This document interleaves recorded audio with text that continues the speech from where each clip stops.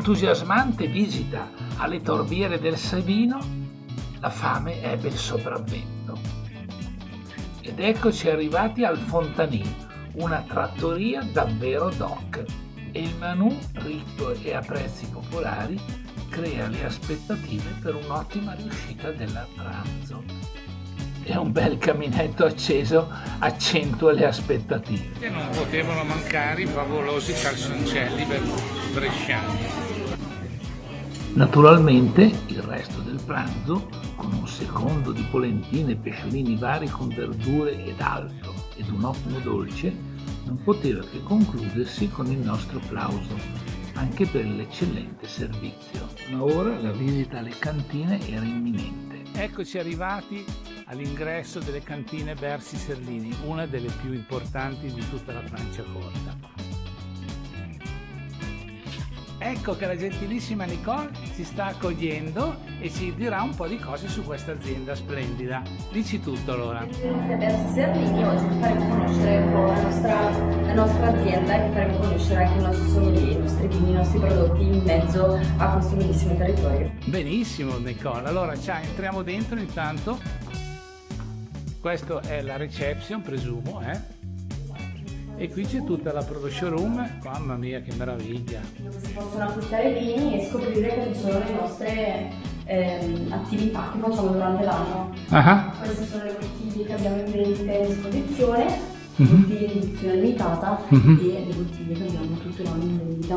Fantastico, grazie. Allora passiamo al sommelier. Il signor Peter, che l'evento si sta verificando.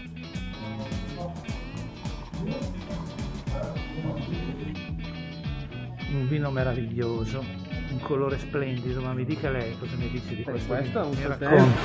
Questo qua è un ambasciatore della Franciacorta, è un prodotto che è stato creato quando passammo da DOC ad OCG. Il Sauternes esprime l'eleganza, la piacevolezza, è un prodotto che può essere solo Chardonnay, ovvero un 50 di pino bianco.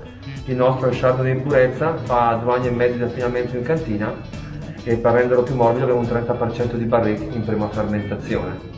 Fantastico, quindi adesso bisogna berlo. Certamente. Prego, a questo punto lo assaggio io perché lei lo conosce già. Prego. Fantastico, ci manca soltanto una cosa, un po' di ostriche. Grazie, allora visitiamo le cantine. Volentieri, andiamo pure. Grazie. Eccoci che entriamo nelle cantine, accompagnati dal sommelier della casa.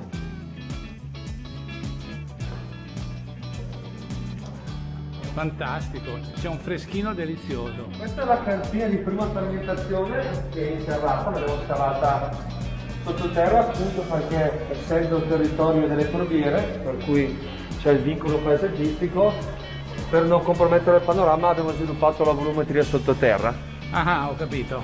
La cosa interessante è che potete vedere la trama calcarea del terreno della Franciacorta perché abbiamo lasciato proprio il terreno che si vedeva, per cui si può capire dove arrivano le radici delle nostre vigne. Fantastico. E qui ci sono le vasche delle basi spumanze, il vino fermo che poi andremo a rifermentare in bottiglia nella cantina più vicina che è quella di affinamento. Allora, ci siamo? Questa è la cantina di prima fermentazione dove noi abbiamo le vasche dei vini fermi base che soffrono qua 7 mesi, da fine agosto fino a quasi inizio primavera. Poi faremo le cuvée, andremo a miscelare tutti i vari vini fermi perché ogni vasca è il vino di una sola delle nostre vigne, per cui in primavera faremo le cuvée, faremo le basi per i nostri sfumanti e questi vini fermi li metteremo in bottiglia e andremo nella cantina successiva che è quella di affinamento. Andiamo. Prego, metti qua. Eccoci in questa romantica cantina di affinamento, vero signor? Certo, qui dove noi facciamo riposare le nostre bottiglie, le riempiamo col vino base fermo, mettiamo il tiraggio, ovvero altro zucchero, i lieviti. Questa volta però l'anidride carbonica la intrappoliamo nella bottiglia col tappo a corona e qui nel frattempo i nostri sfumanti sviluppano le loro bollicine. Se vuole venire a vedere un po' di cataste? Perché no? Qui siamo per le bottiglie invecchiate, se ho capito bene, Esatto. Questa qua è la nostra produzione.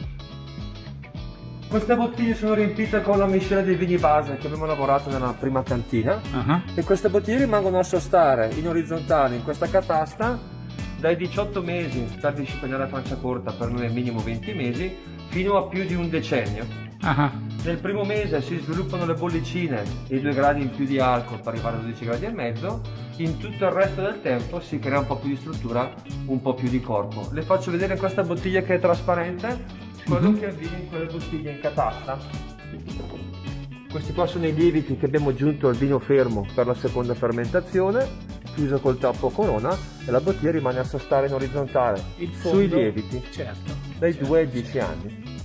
Dai 2 ai 10 anni? Esattamente, sì. La fase successiva è questa qui.